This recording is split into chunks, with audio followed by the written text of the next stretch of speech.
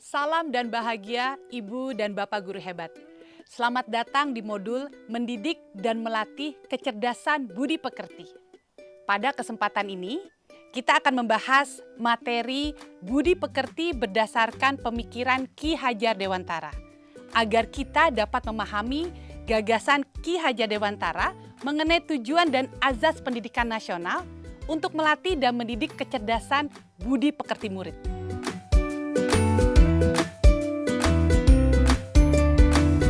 Suatu hari, Ibu Handa mendaftarkan Wuri dan dua temannya untuk mengikuti lomba cerdas cermat berkelompok tingkat SMP.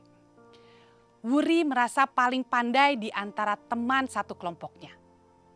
Pada saat lomba berlangsung, Wuri selalu berusaha dengan cepat menjawab pertanyaan lomba tanpa mendiskusikannya dengan teman setimnya. Bahkan sampai membuat teman satu timnya merasa diabaikan. Akibatnya, banyak jawaban yang salah sehingga membuat timnya tidak masuk ke babak selanjutnya. Selesai lomba, Ibu Handa mendekati muridnya dan bertanya, mengapa mereka menjawab soal dengan cepat sekali dan tanpa diskusi terlebih dahulu. Sementara diberikan waktu untuk diskusi oleh panitia. Wuri lalu menjawab dengan menyalahkan teman satu timnya. Jika mereka tidak mengerti pertanyaannya, apalagi jawabannya. Ia pun mengatakan jika dirinya saja tidak dapat menjawabnya, apalagi teman-temannya. Sehingga merasa tidak perlu diskusi. Melihat lomba tersebut, Ibu Handa tersadar bahwa selama ini ia terlalu fokus melatih penguasaan materi lomba dan lalai mengajarkan perilaku rendah hati dan bekerja sama. Ibu dan Bapak Guru, dari cerita tersebut, apakah kita sebagai pendidik cukup hanya membantu murid dengan kecakapan kognitif saja? Sementara murid membutuhkan tuntunan yang dapat menumbuhkan budi pekerti dalam kehidupannya. Budi pekerti atau yang disebut watak diartikan sebagai bulatnya jiwa manusia yang merupakan hasil dari bersatunya gerak pikiran, perasaan, dan kehendak atau kemauan, sehingga menimbulkan suatu tenaga. Budi pekerti juga dapat dimaknai sebagai perpaduan antara cipta, kognitif, dan rasa afektif, sehingga menghasilkan karsa, psikomotorik. Misalnya, seseorang yang memiliki budi pekerti jujur, maka kecil kemungkinan ia melakukan kebohongan atau mengambil sesuatu yang bukan miliknya.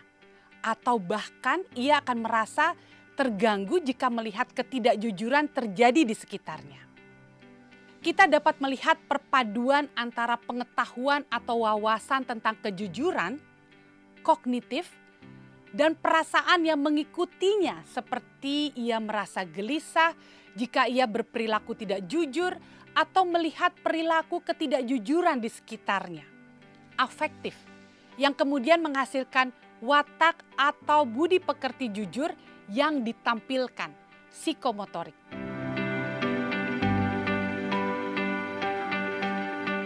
Bagian biologis adalah bagian yang berhubungan dengan rasa, seperti rasa takut, cemas, gelisah, putus asa, tidak percaya diri, senang, bahagia, kecewa, sedih, dan sebagainya. Di samping itu, terdapat juga bagian intelligible, yaitu bagian yang berhubungan dengan kemampuan kognitif atau kemampuan berpikir menyerap pengetahuan. Kedua bagian watak atau budi pekerti inilah yang dijadikan dasar penjelasan Ki Hajar Dewantara mengenai kertas yang bertuliskan tulisan samar di dalam pendekatan teori konvergensi. Lalu, bagaimana budi pekerti atau watak bisa terbentuk? Ki Hajar Dewantara juga menjelaskan bahwa keluarga merupakan tempat utama dan yang paling baik dalam melatih karakter anak atau murid.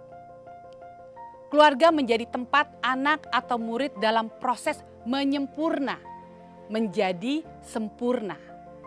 Sebagai laboratorium awal dan utama melatih kecerdasan budi pekerti anak agar siap menjalani hidup dalam masyarakat. Kita sebagai pendidik di sekolah ikut turut serta berperan membantu murid untuk menemukan kecerdasan budi pekerti dengan tuntunan dan teladan yang sesuai dengan kebutuhan murid. Seseorang yang mempunyai kecerdasan budi pekerti akan senantiasa memikirkan, merasakan, dan mempertimbangkan setiap perilaku yang ditampilkannya.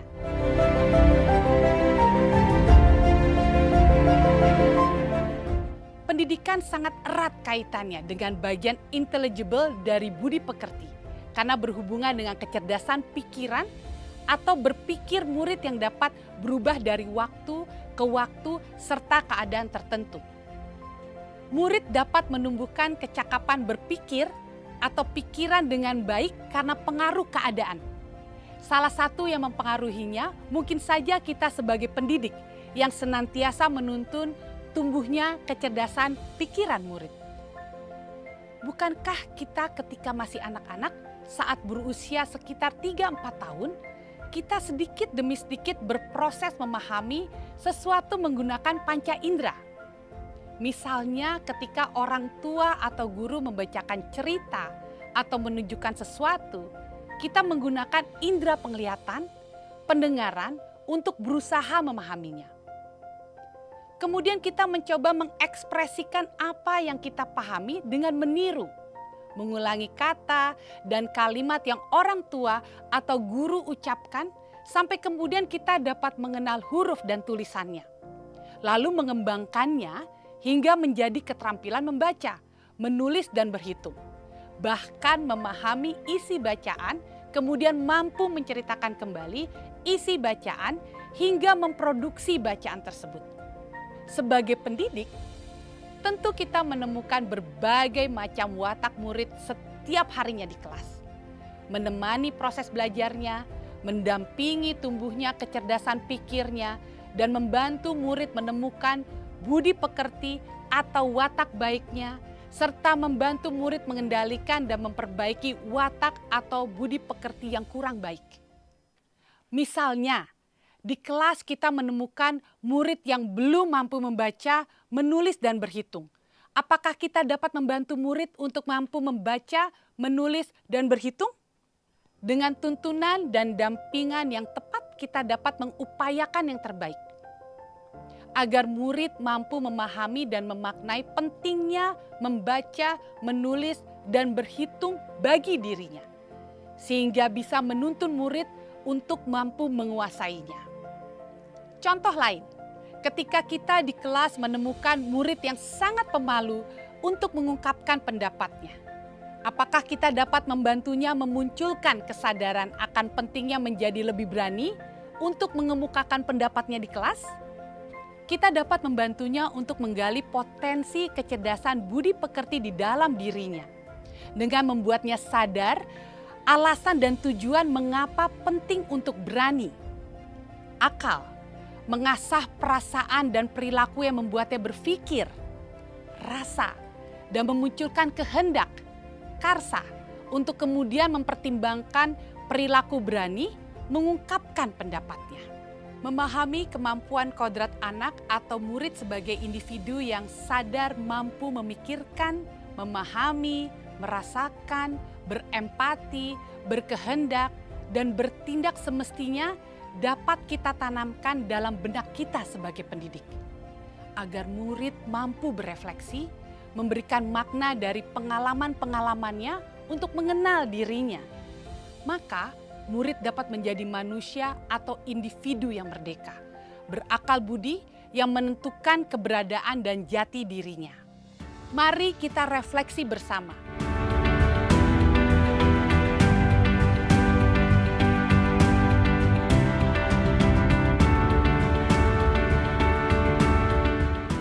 Sekian pembelajaran mengenai budi pekerti atau watak dalam modul ini.